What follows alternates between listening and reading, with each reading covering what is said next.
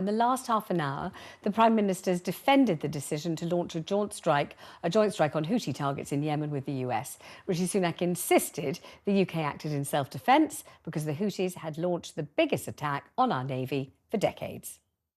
And on the 9th of January, they mounted a direct attack against British and American warships.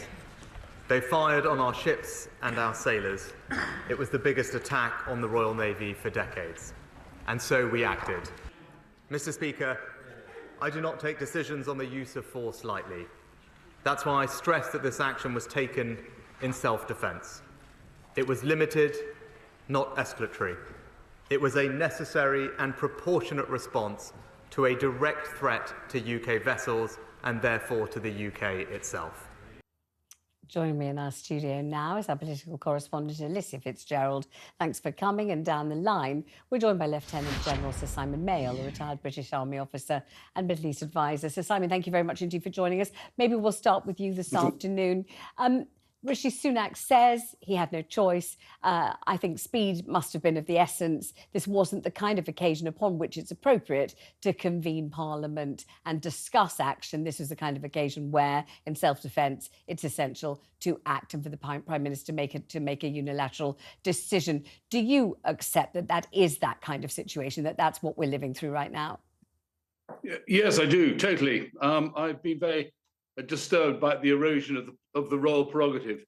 Governments are paid to take enormously significant decisions, particularly in the intelligence and military side.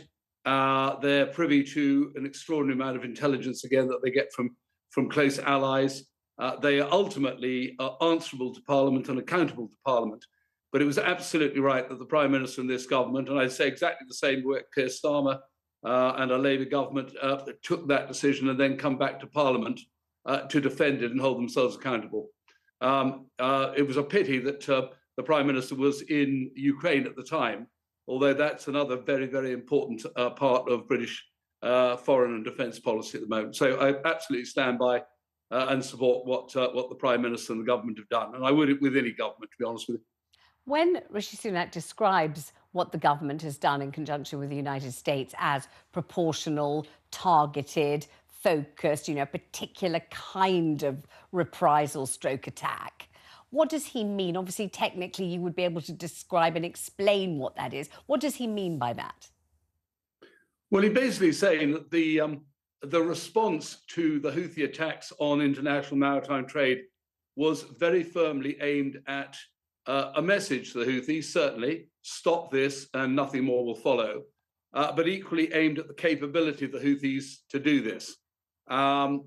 Ultimately, of course, the message has been sent to the Houthis who are paymasters, the Iranians. But Britain in this case, and America and other allies who you referred to, Vanessa, are doing this very largely on behalf of the whole international community.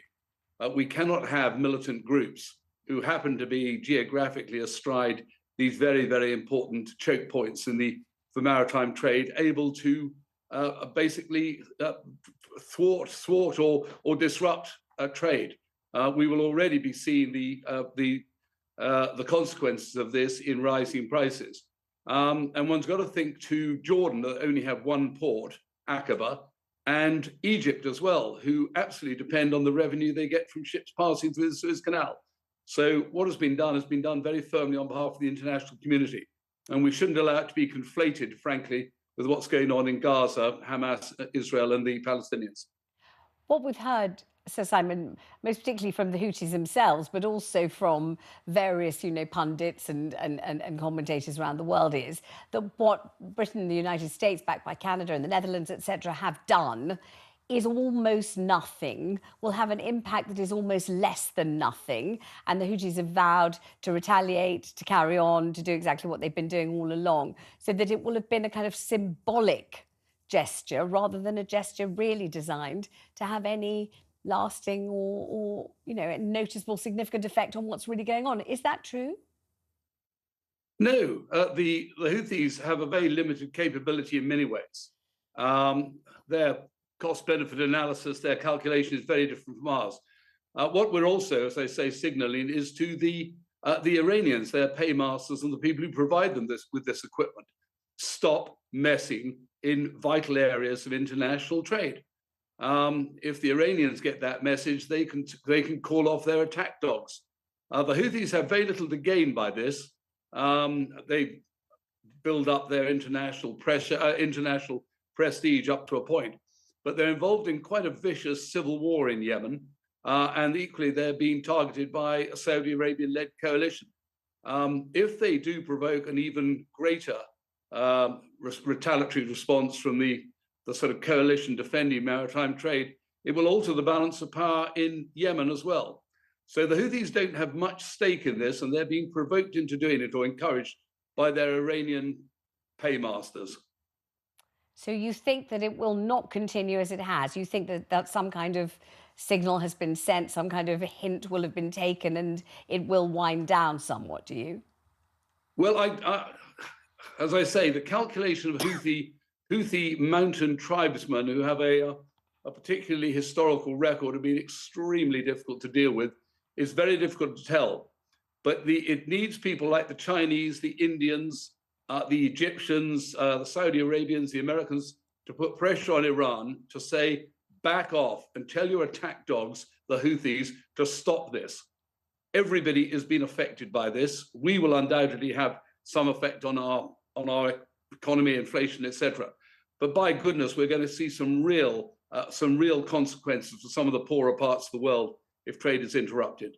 So this is a strong message. We couldn't do nothing. We're doing it on behalf of the internet. And I say I'm not speaking on behalf of the government. I'm a retired officer. But Britain appears to be doing exactly what it has done for centuries, which is try to protect international freedom of maneuver, freedom of navigation. So Simon, thank you very much indeed for that.